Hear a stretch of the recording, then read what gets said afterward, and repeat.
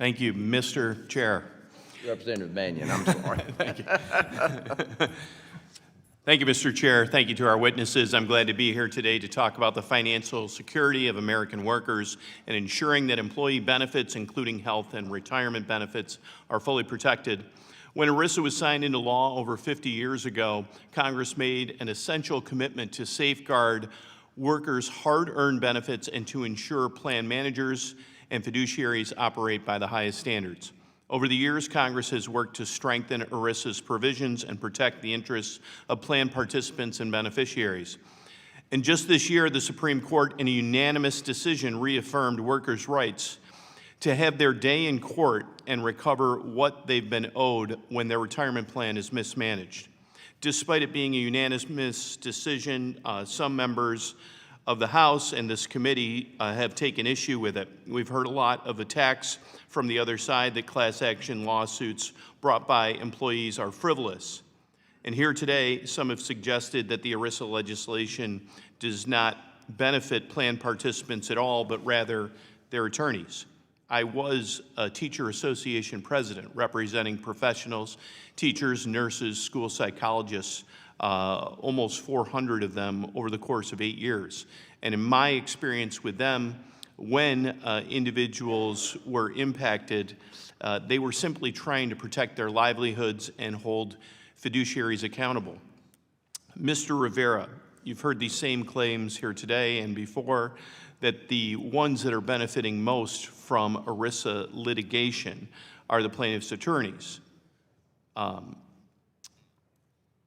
And is in support of this view, what has been cited is that they believe that the settlements are often small for what is recovered for plan participants. So given your experience in supporting workers who have been harmed, could you respond to the claims that we've heard today and talk about some of the victims in the cases that you've worked with? Sure.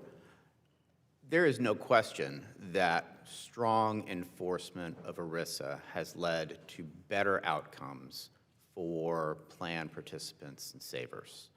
This is true not only because of the important watchdog function that ERISA allows the beneficiaries to play on behalf of themselves and the plan itself. Right? This is a feature, not a bug, to have private enforcement to ensure fiduciary duties are kept.